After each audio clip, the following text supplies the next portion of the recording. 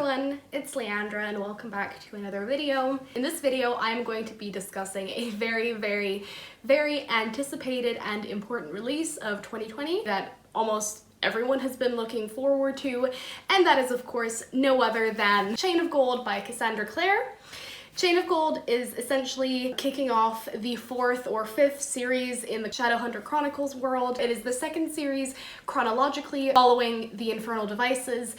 In fact, it stars the very children of the main cast of Infernal Devices. It's definitely been my most anticipated read of 2020. I essentially finished this book 2 nights ago, and I have been just dying to talk about it ever since. Now, if you're here and you're wondering, I have never read the Mortal Instruments series, I've never read a Shadowhunters book. How do I start reading this series? Can I read Chain of Gold before reading any other series? I would recommend that you guys go and you watch Emma from Emma Books' video on how to read the Shadowhunter Chronicles books. It can be very daunting, I understand. However, I'm gonna give you guys 2 options just from my own experience of reading all of the books and the short stories. Option number 1 is that you could go and you could read every single book in publication order, or even in order of how the series came out. So you could first read the Mortal Instruments, then you could read the Infernal Devices, then you could read the Dark Artifices, and then you could start Chain of Gold, which is the first book in the Last Hours trilogy. If, however, you're dying to read Chain of Gold, and you don't necessarily want to read the Mortal Instruments or the Dark Artifices since they come chronologically after the Last Hours trilogy, I would recommend that you definitely go and you read the Infernal Devices trilogy, since this book would very much be spoiling a lot of the stuff that happens in terms of people's relationships with one another and who ends up with who, and also maybe certain plot points that happened that were quite important in the series. So you could go read the Infernal Devices and then you could read this book series. My personal recommendation to you would be to go read the Mortal Instruments first, because I feel like it introduces the reader very gently into the world of Shadowhunters. I feel like the Infernal Devices, although it is definitely one of my favorite series of all time, definitely picks up in a different kind of way than the Mortal Instruments does. The Mortal Instruments introduces the reader to the different mechanics of the world, to the world building, to the lore, to the magic system, to the Shadowhunter life, essentially, whereas I feel like the Infernal Devices doesn't take such a introductory role, and it also follows a character who isn't as involved in the shadowhunting world as, for example, Clary is in the Mortal Instruments. However, that is completely up to you. I think one could very well read the Infernal Devices and then also the Last Hour, since it is chronological. I think that is completely up to you. So I'm going to give a very short non-spoilery review, and then I will jump into the spoilers. So my non-spoiler review of this book is that Chain of Gold was a fantastic read, and I'm not just saying that because I love Cassie's books and I love the Shadowhunter world.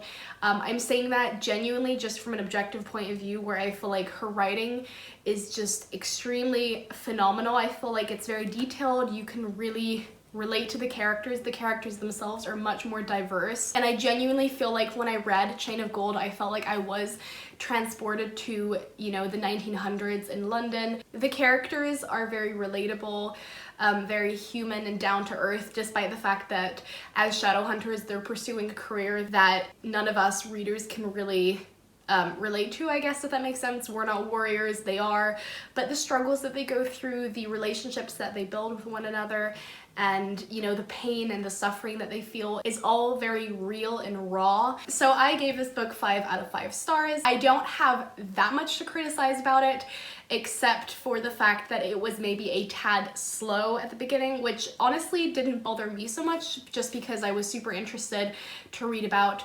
Cordelia and Jamie and Lucy and the Merry Thieves, like Matthew and Thomas and Christopher, so it didn't bother me as much. And honestly, I don't think that slow-paced books are really a problem for me. However, I can imagine that maybe for some people who aren't as accustomed to the Shadowhunter world, it might be a tiny bit slow. The plot takes a while to unfold until the villains, arise and show their faces, if you will, and new threats become evident. That is maybe just like a tiny minor criticism from my part, but it's not something that bothers me at all. I can't really say very much about the actual characters or children of the people from the Infernal Devices without spoiling people from the about the Infernal Devices. So I'm going to now bid everyone who hasn't read the Infernal Devices adieu. I'm gonna give a non-spoiler kind of review on this book. Non-spoilery in the sense for people who haven't read Chain of Gold, but who, you know, don't mind being spoiled about, you know, whose children these are and things like that. So yes, if you haven't read the Infernal Devices, I suggest that you go and you explore Cassie's world, whether that be first reading the Mortal Instruments and then the Infernal Devices, or hopping straight into the Infernal Devices. Essentially, Chain of Gold follows Cordelia Carstairs, who is I think, not sure if it's a distant cousin or not a distant cousin of Jem from the Infernal Devices series. Cordelia comes to the London Institute for a number of reasons.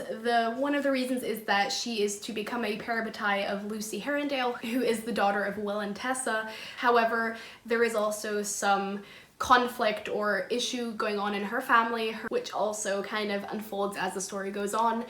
She is to train with Lucy and essentially eventually become her parabatai. She has a massive crush on James Herondale already since she was a little girl, and she's being introduced into the London world of shadow hunting and is also being integrated into the friends group of the younger shadow hunters that are currently living in London. The plot begins to unfold as a new species of demons arises after a period of peace in the Shadowhunter world in England, and the people have to figure out where these demons have come from. James is also infatuated with Grace Blackthorne, who is the adopted daughter of Tatiana Blackthorne, and also there is something kind of fishy going on there because he really loves her, and as we all know who've read the Infernal Devices, Tatiana is very, very angry at the Lightwoods and at the Herondales because of what went down with Benedict Lightwood as he turned into a demon worm,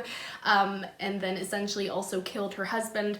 So she basically blames the Lightwoods and the Herondales for her misery. That also kind of adds and thickens to what's going on and the tension that's going on in the London Institute and, well, in London in general.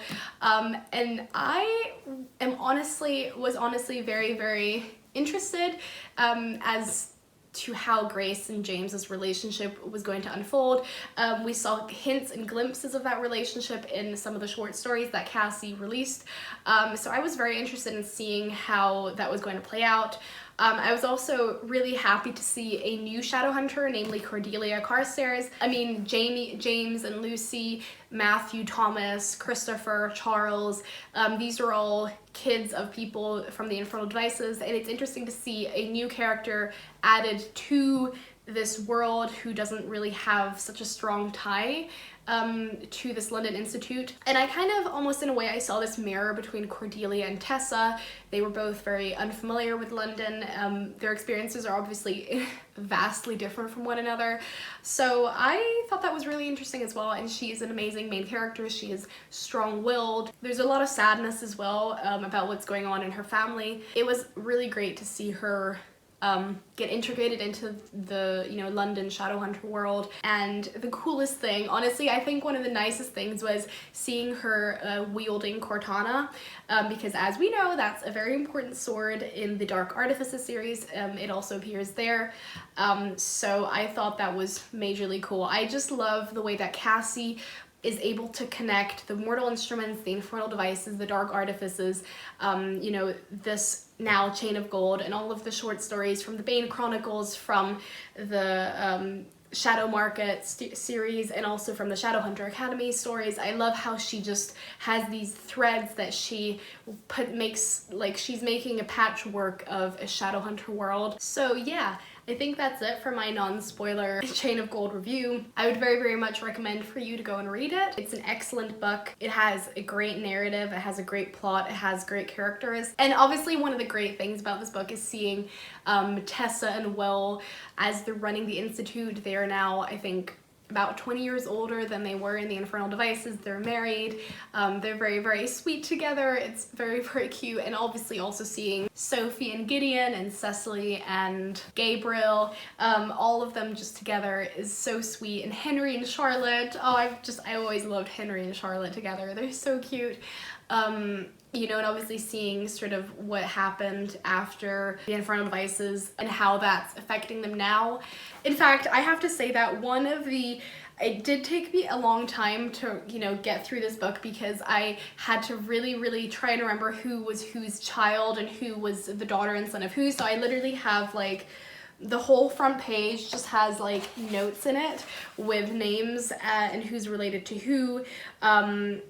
I didn't, you know, I had to think who was Henry and Charlotte, who was the child of Henry and Charlotte, who was the child of Sophie and Gideon, Gabriel and Cecily. You know, and you've got Matthew being James's parabatai. You've got the Carstairs, and then you've obviously got the whole thing that happened with Tatiana, and I had to write down everyone's name again because it had been a while ago since I'd read the Infernal Devices. It did take me a while to, remember everyone's name, but once you get into the book, it's just so fabulous to see how Cassie, has really connected all these families together. You know, you've got the individual families, you've got the Lightwoods, you've got the Herondales, you've got the Carstairs, you've got Cartwrights, and etc., but you can just really see how all of these families are just interconnected and intertwined, and their stories overlap, and they come into each other's lives, and love is poured out and sorrow is poured out, and I think that's really beautiful. So yeah, that was the end of my non-spoilery review. I would really recommend for you to go and pick this book up.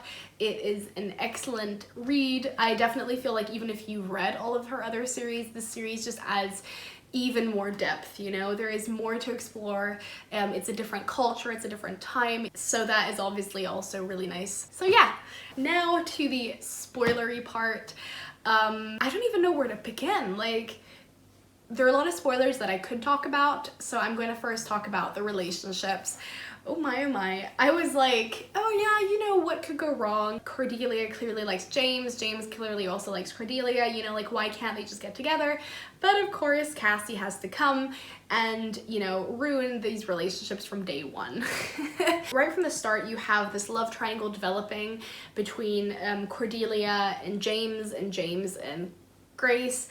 You can tell that he is very, very conflicted, and as time goes on, he becomes even more conflicted. At first, I kind of liked Grace. I thought she was interesting. I thought that maybe there was something hidden there that, you know, we would feel a lot of sympathy for her. She is obviously the adoptive child of Tatiana, and is kind of getting the short end of the stick of being in that family. She is under a lot of pressure. Her mother is putting a lot of choices onto her that she has to make. Her mother is obviously a raging psychopath. There's a lot to unravel there. However, as time and time went on, I certainly lost my sympathy for Grace. She is a manipulative bitch. And by that, I mean that she's obviously no good partner material for James. I really hope that he doesn't end up with her. She is lying, she is scheming. I can't even tell whether she likes him. I really can't tell whether she even loves him, or whether this is just her way of getting what she wants, manipulating him.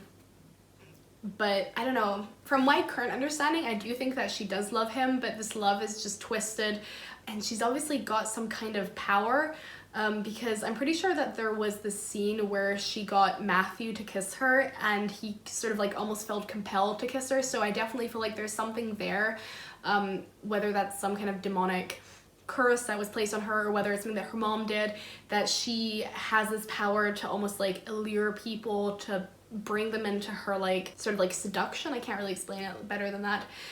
James is clearly head over heels for her. He's liked her ever since she was a young child, and they were children together in Idris, and they were, you know, he would come and he would cut the vines, I think, or the weeds or something, off of the house or in the garden of, you know, the Blackthorne Manor, I think. Cordelia, bless her heart, she loves James as well. She is a lot less manipulative than Grace is. You know, she wants to tell James how she feels, but she doesn't, because, you know, I'm not sure whether it's just her being a bit sort of hesitant or whether it's just those cultural norms where, you know, women were just not allowed to be so assertive. It just hurts my heart to think about Cordelia liking James so much and, you know, she can't tell him what she feels for him. In this book, we also find out that Tessa's father is Belial, who is a prince of hell. James essentially goes on this quest to kind of figure out who his grandfather is, and we also later figure out that he is behind those special demons who are coming to London, the demons that can go into the sunlight and who spread this almost like disease, which can also be spread by cutting or biting, and it transfers from one shadow hunter to another. We also find out that this entire thing that's happening is because of James. Belial wants James to take possession of him so that he can physically manifest himself in, you know, in the human world, since James is his direct descendant, so he can take possession of him, which is obviously a really scary thing to think about. James is on the verge of allowing this to happen because Belial basically tempts him and says, like, if you do this, then the demon attacks will stop. And Cordelia comes and saves him at the last minute, which was just so badass. James goes into the shadow world that he's been able to do all his life, and she comes and she saves him, and it is just majorly awesome. And then you've got Lucy communicating with Jessie. Ever since she was a young child, she could see this ghost, the ghost of Jessie Blackthorne, who died when he was very, very young. And it just really intrigues me to think about what is going to happen between the two of them. Is she going to be able to bring him back? Tatiana Blackthorne, essentially, when Jessie died, trapped his last breath into a chain of gold. In the hopes that that will eventually be used to resurrect him. And when Jessie comes back from the Shadow Realm, he gives up this last breath of his to save James from the poison of Belial. And that is just like, I couldn't. Like, that was, I think that was like the peak emotional moment for me in this book, because not only did it reveal the name of the book itself, but it was just so selfless and sweet what Jessie did to save James. It was so heartbreaking to see this tie between Lucy and Jessie as well. Was really, really sweet.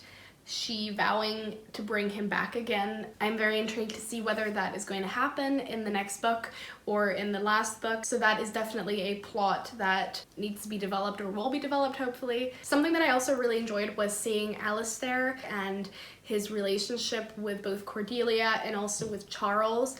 What we find out in this book is that Charles and Alastair are both gay, and that they have had a secret relationship with one another, but then Charles decided to get married to Ariadne and then broke off the engagement and then decided to get engaged to Grace. So I am very intrigued to see how that relationship unfolds. There is a kind of awkward scene between the two of them at the end where Alastair confronts Charles about his decisions to remain so secretive and, you know, calls him out for being selfish, wanting to marry a woman in order to stay in a high-ranking position in the Shadowhunter world. There is obviously also something that happens between Alastair and Thomas. There is this backstory that we learn about Thomas seeing Alastair when he is in Paris, and them spending a couple of days together. You can definitely see that there is something thickening up there, which I thought was really cute. So I am very, very much also shipping Alastair and Thomas together. Although in the end of the book we learn something very unpleasant about Alastair, some of the rumors that he spread about Matthew and Thomas. So I am very intrigued to see how that will play out, because during the events of the Shadowhunter Academy, in the Shadowhunter Academy stories, Alastair is definitely not a very nice character. He's not very pleasant. So it's interesting to see how Chain of Gold really evoked a lot of sympathy for him, and it was interesting to see his backstory as well. It was also interesting to see why he became who he is. We find out that Cordelia's dad has been an alcoholic, has been struggling with alcoholism, and that essentially tore apart Alastair. You know, piled on top of this probably repression about his own sexuality, and this, you know, struggling relationship with him and Charles, you can really understand why, you know, he might act out the way that he does, even though it doesn't excuse his behavior. So I'm very interested to see how his character and personality will develop over the next couple books. Oh, and also Lucy is such a sweet character. I'm also really excited to see how her and Cordelia's relationship will evolve, hopefully ending in a parabatai ceremony. She is just so innocent and pure and cute, and it's just so cute to see how she writes these stories involving Cordelia, and then she sends these stories to Cordelia to read. It's so cute to see her being a writer. She warms my heart so much. Also, we have the very, very sad death of Barbara Lightwood, who is the daughter of Sophie and Gideon. It was very sad to hear about her passing. However, it was kind of hard to feel a lot of sympathy for this because she was more of a side character rather than a main character in the series. But her death is definitely going to create a shockwave in the Shadowhunter world, or at least in the London Shadowhunter world. And just thinking about Sophie and the pain that she must go through is really, really sad to think about. It will be very interesting to see how that plays out in the future and in the next books. In general, I'm very intrigued to see what happens to Belial and, you know, the relationship between him and James. There is essentially this sort of message of, you know, all he's done has been because of Jamie. All of these demon attacks are because of him or for him, or, you know, it involves him. So I'm interested to see how that will continue. The warlock that, you know, he used to raise these demons has been murdered viciously, and Lucy was able to speak with him and gain some information from him. So I'm also interested to see how her ability to, you know, communicate with ghosts will also play out, since she's clearly used this ability to summon Jessie and, you know, ask him to do her bidding. I wonder whether she will also get involved in this whole Belial-James confrontation. I'm interested to see how, you know, this whole love triangle with Grace and James and Cordelia will continue to play out. At the end of the book, basically Cordelia and James get fake engaged because she's trying to save him from, you know, being revealed as the person who in the end burns down the Blackthorne mansion.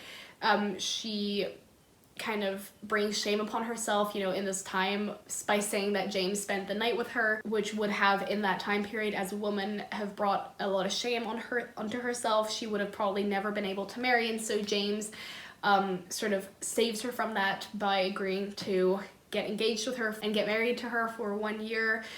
He says that they will only be friends with one another. She obviously is very torn. She loves him. She wants to tell all this to him, but also he clearly is not showing any interest in her. There was that, you know, scene in the Whispering Room where they had a very, very hot making out session, but neither of them have really essentially talked to one another about what that means for them and whether, you know, that they want to pursue a relationship with one another. So that will be very interesting to see as well how that plays out. I am obviously shipping Cordelia and James very, very much. They are just so cute together. I very much worry that James and his connection to the, you know, the shadow world, the shadow realm and Belial is going to completely tarnish his, you know, goodness and innocence and stuff, and that will have a very lasting effect on the relationship between Cordelia and him. So we'll see how that plays out. There is so much to talk about this series. I think that I have done a lot of talking about this book. I am very intrigued to see how this will all play out, and I honestly cannot wait for, I think it's called Chain of Iron, I think, which is being released next year. Oh, so excited. So thank you guys for listening to me blather on about this book. It was amazing. Please leave your thoughts about Chain of Gold in the comment section down below. Also, if you guys want interesting information about certain relationships, you guys can look up the Lost Herondale family tree, which I think was featured in one of the Infernal Devices series books. Cassie has warned us that looking at this family tree does not necessarily give us an understanding of the story or who ends up with who, but I still found it to be very interesting to see who ends up with who. But maybe you should do this just at your own discretion if you don't want to avoid any spoilers. Not sure if there would be spoilers, but I looked at the tree and whew, I'm very interested to see how that will all play out, knowing obviously that the tree is just someone in the series' you know, interpretation or take on how the family tree develops and evolves. So that will be very interesting to see as well. Thank you guys so much for watching. I hope that you guys enjoyed this review. If you guys liked this video, please give it a thumbs up and please subscribe if you are new to my channel. I hope that you guys are having a great morning, afternoon, evening, night, wherever you are in the world, and I will see you guys with a new video soon. Bye!